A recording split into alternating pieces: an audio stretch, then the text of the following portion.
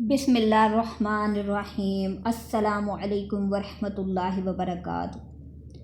آج ہم ذکر کریں گے 9 محرم الحرام کی رات، جسے تاریخ اسلام میں کربلا کی سب سے غمناک راتوں میں شمار کیا جاتا ہے۔ یہ وہ رات ہے جب امام حسین رضی اللہ تعالی عنہ اور ان کے ساتھیوں پر ظلم کی انتہا ہو چکی تھی اور شہادت کا وقت قریب آ چکا تھا۔ 9 محرم کو یزیدی لشکر کی طرف سے امام حسین رضی اللہ تعالی عنہ کو آخری وارننگ دی گئی کہ یا تو بیعت کرو یا جنگ کے لیے تیار ہو جاؤ۔ امام اعلیٰ مقام نے فرمایا، ہم ذلت کی زندگی نہیں گزاریں گے، موت قبول ہے مگر ظلم کے آگے سر نہیں جھکائیں گے۔ اسی رات امام حسین نے اپنے ساتھیوں کو جمع کیا، چراغ گل کر دیا اور فرمایا، جو جانا چاہتا ہے چلا جائے، میں اپنی ذمہ داری پوری کر چکا ہوں۔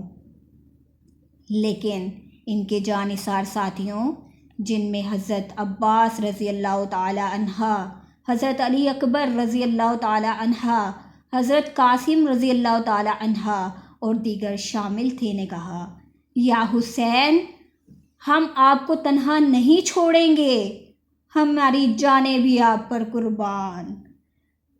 رات بھر امام حسین رضی اللہ تعالیٰ عنہ عبادت میں مصروف رہے، قرآن کی تلاوت کی، نوافل، دعائیں اور آنکھوں میں آنسو۔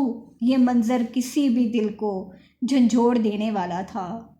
خواتین خیموں میں پریشان، بچے پیاس سے بے حال، اور امام اس وقت اللہ سے فریاد کر رہے ہیں۔ اس رات حضرت عباس رضی اللہ تعالی عنہ بار بار خیمے کے گرد چکر لگاتے رہے تاکہ کوئی دشمن قریب نہ آ سکے۔ حضرت زینب رضی اللہ تعالی عنہ اپنے بھانجے حضرت علی اکبر رضی اللہ تعالی عنہ کی پیشانی کو چومتی رہیں اور انہیں دعائیں دیتی رہیں۔ دشمن کی فوجوں نے دریائے فرات تک رسائی روک رکھی تھی۔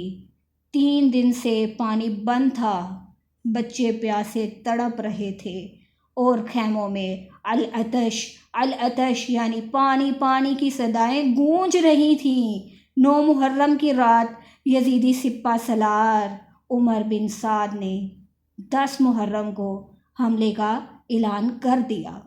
فوج تیار کی گئی اور امام حسین رضی اللہ تعالیٰ عنہ کو خبر دی گئی کہ صبح جنگ ہوگی۔ اس خبر کے بعد امام حسین رضی اللہ تعالیٰ عنہ نے زمین پر سجدہ کیا، آنکھوں میں آنسو اور لبوں پر دعا، اے اللہ ہمیں صبر عطا فرما، ہمیں شہادت نصیب فرما اور ہمارے مقصد کو کامیاب فرما۔ اس رات حضرت سکینہ رضی اللہ تعالیٰ عنہ، جو امام حسین کی بیٹی تھیں، اپنے والد کے سینے پر سو گئیں۔ امام حسین نے انہیں شفقت سے جگایا اور فرمایا، بیٹی، کل کے بعد تمہیں بابا کی گود نہیں ملے گی، صبر کرنا، اللہ تمہارے ساتھ ہے۔ یہ رات فقط ایک رات نہ تھی بلکہ صبر، قربانی، وفاداری اور حق و باطل کے فرق کو واضح کرنے والی رات تھی۔ یہ رات رہتی دنیا تک انسانیت کے لیے ایک مثال ہے۔ 9 محرم کی رات ہمیں سکھاتی ہے کہ جب حق و باطل کا سامنا ہو تو کسی خوف کے بغیر حق کا ساتھ دینا چاہیے، خواہ اس کی قیمت جان سے کیوں نہ چکانی پڑے۔